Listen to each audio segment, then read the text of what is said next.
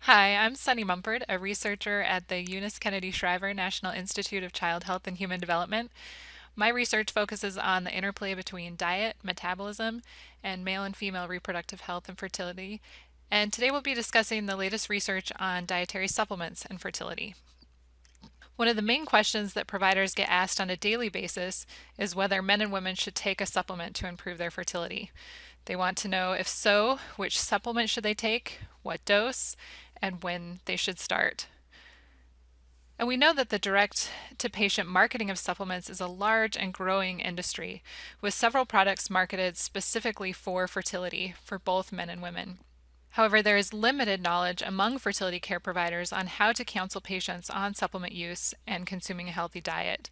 So, our goal was really to review the evidence regarding supplements for fertility, pregnancy loss, and pelvic pain.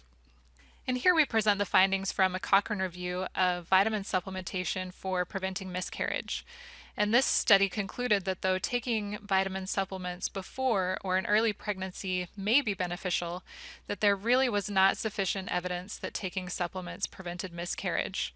There was some promising evidence showing that multivitamins plus iron and folic acid had a reduced risk for stillbirth, but overall there was really insufficient evidence to examine the effects of different combinations of vitamins.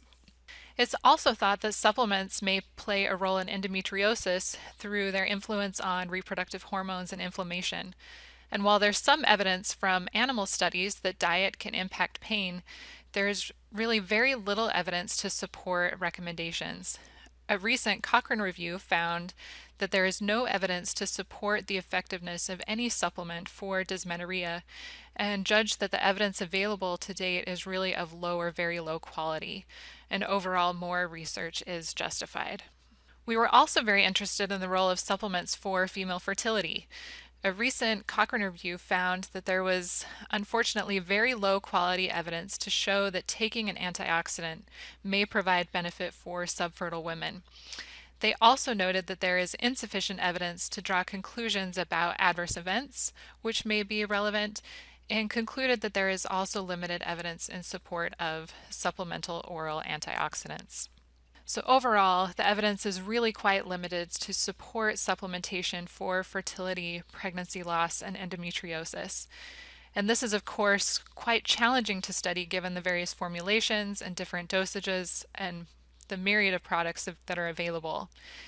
It's also important to recognize the regulatory landscape and note that supplements are not regulated by the FDA, and they're only reviewed for adverse effects of potential false marketing, leading consumers to rely on their own research and recommendations from their doctors.